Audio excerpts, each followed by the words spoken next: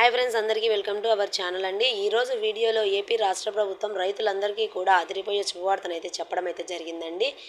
రైతుల అకౌంట్లోకి 20,000 రూపాయల చొప్పున రాష్ట్ర ప్రభుత్వం ఈ పథకానికి సంబంధించి నిధులు అనేది విడుదల చేస్తున్నట్లు డేట్ కూడా ఫిక్స్ అనేది చేయడం అయితే జరిగిందండి.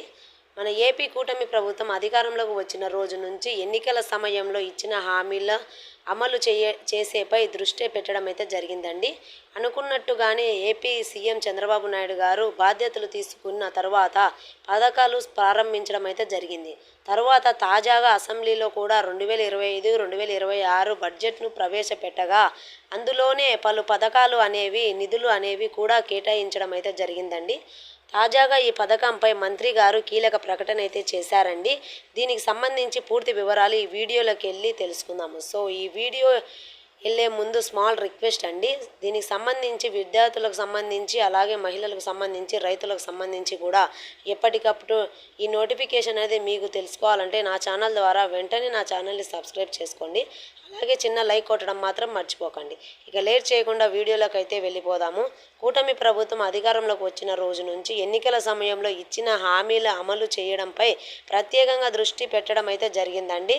అధికారంలో ఉన్నప్పటి నుంచి ఇప్పటి వరకు కూడా ఎన్నికల హామీలో ఇచ్చిన పథకాలు అనేది ఒక్కొక్కటిగా రైతులకు డబ్బులు అనేది అందజేయడం అయితే జరుగుతుందండి.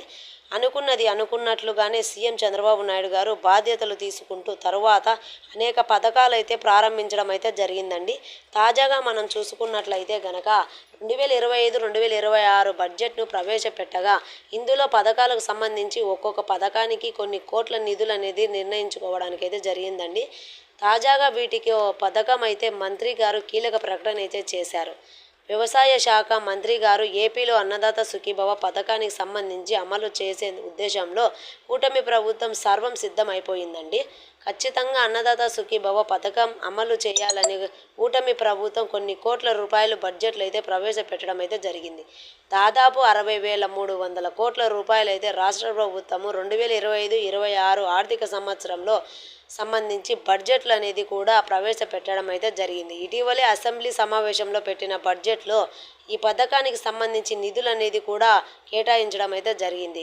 ఈ మే నెలలలో రైతు భరోసా లేదా పీఎం కిసాన్ సంబంధించి ప్రారంభించడం అయితే జరుగుతుందని అయితే మన ముఖ్యమంత్రి నారా చంద్రబాబు నాయుడు గారు అయితే పర్యటించడం అయితే జరిగిందండి. ప్రతి ఒక్క రైతు కూడా ఇది ఆర్థిక సాయం కోసమే ఉండాలని అయితే ఈ డబ్బులు అనేది విడుదల చేస్తామని అయితే సీఎం గారు వెల్లడించడం అయితే జరిగిందండి.